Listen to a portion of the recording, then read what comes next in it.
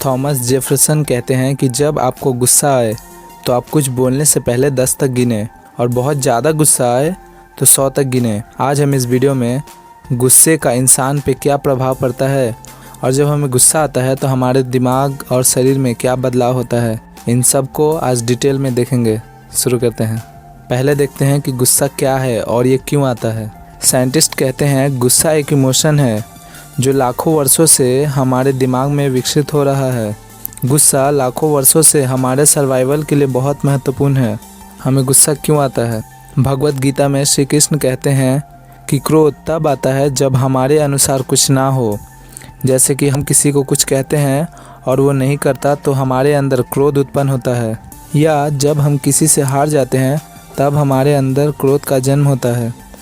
कृष्ण कहते हैं कि क्रोध जन्म लेता है हमारी दुर्बलता से, और यदि हम क्रोध को नियंत्रित नहीं कर पाते हैं तो इससे भ्रम जन्म लेता है, और भ्रम से हमारा अपने विवेक से नियंत्रण हट जाता है, जिसके कारण हमारी तर्क करने की शक्ति खत्म हो जाती है, बुद्धि भ्रष्ट हो जाती है। इसके कारण इंसान का पतन होने लगता है। इसलिए हमें अधिक गुस्सा नहीं करना चाहिए। अब देखते हैं जब हमें गुस्सा आता है तो हमारे दिमाग में क्या बदलाव होता है। जब आप गुस्सा करते हैं तो आपके दिमाग में सबसे पहले एमिगडाला एक्टिवेट होता है। ये बहुत सारे कोशिकाओं का संग्रह होता है जो हमारे दिमाग के निचले हिस्से में होता है। इसका काम हमारे इमोशंस को यादों से जोड़ना है। आपने महसूस किया होगा कि जब आप दुखी होते हैं तो आपको वही याद आता है जिससे दुख जुड़ा रहता है। एमिगडाला एक्टिवेट होने के बाद सीधा हाइपोथैलेमस को एक्टिवेट करता है।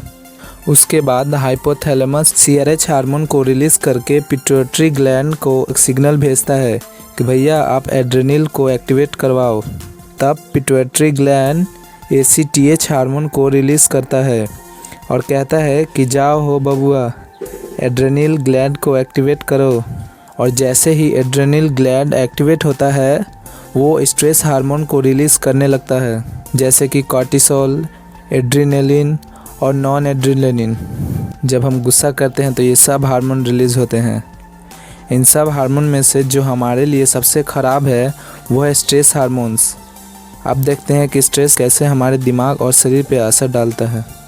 कॉर्टिसोल, जो कि एक स्ट्रेस हार्मोन है, अपनी झिल्ली के माध्यम से न्यूरॉन्स को ज़रूरत से ज़्यादा कैल्शियम देने लगती है, जिससे न्यूरॉन्स मरने लगते हैं, जिसका नतीजा हिप्पोकैम्पस और प्रीफ्रंटल कॉर्टेक्स कमज़ोर होने लगते हैं।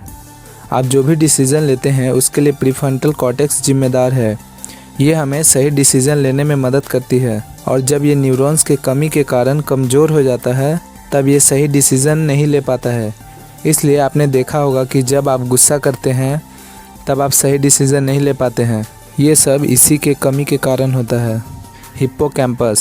हिप्पोकैम्पस आपको हर चीज़ याद रखने में मदद करता है, पर जब कॉर्टिसोल के कारण न्यूरॉन्स मरने लगते हैं और नए न्यूरॉन्स नहीं बन पाते हैं, जिससे ये कमज़ोर होने लगता है।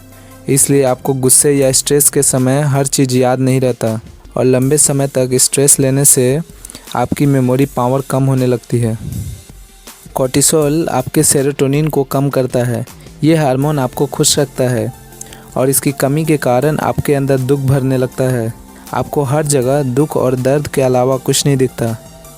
आपने देखा होगा कि जो लोग अधिक गुस्सा करते हैं वे बहुत जल्दी दुखी हो जाते हैं, और उनका स्वभाव आक्रामक टाइप हो जाता है, यानी वो हर बात पे झगड़ा लड़ाई के लिए तैयार हो जाते हैं। ये थे गुस्सा के हमारे दिमाग पे प्रभाव।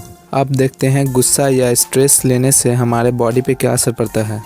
यह हमारे दिल के धड़कन को बढ़ा देता है, ब्लड प्रेशर हाई होने लगता है, और खून में ग्लूकोज का लेवल बढ़ने लगता है, यानी शुगर लेवल बढ़ने लगता है। इससे आपको हार्ट अटैक होने का चांस बढ़ जाता है। ये इम्यून सिस्टम पर कैसे असर डालता है? ये रोग से लड़ने वाले कोशिकाओं को मारने लगता है, यानी जो हमारे शरीर के सैनिक है या जो हमें बीमारियों से बचाते हैं उन्हें ये मारने लगता है, और जो वायरस इन्फेक्टेड सेल्स होते हैं उन्हें बढ़ाने लगता है, जिससे हमारा बीमारियों के चपेट में आने का चांस बढ़ जाता है। जो सेल्स हमारे शरीर में कैंसर को नियंत्रित करते हैं ये उन्हें भी मारने लगता है, जिससे आपके शरीर में कैंसर के चांस बढ़ने लगते हैं।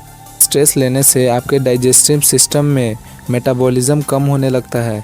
मेटाबॉलिज्म आपके खाने से प्रोटीन और एनर्जी को तोड़ के पूरे शरीर में ब्लड फ्लो के द्वारा एनर्जी पहुंचाता है। पर जब आप स्ट्रेस लेते हैं तो आपके शरीर का ब्लड फ्लो भी कम होने लगता है। इससे पूरे शरीर में एनर्जी नहीं पहुंच पाता, इसलिए आप थका हुआ महसूस करते हैं।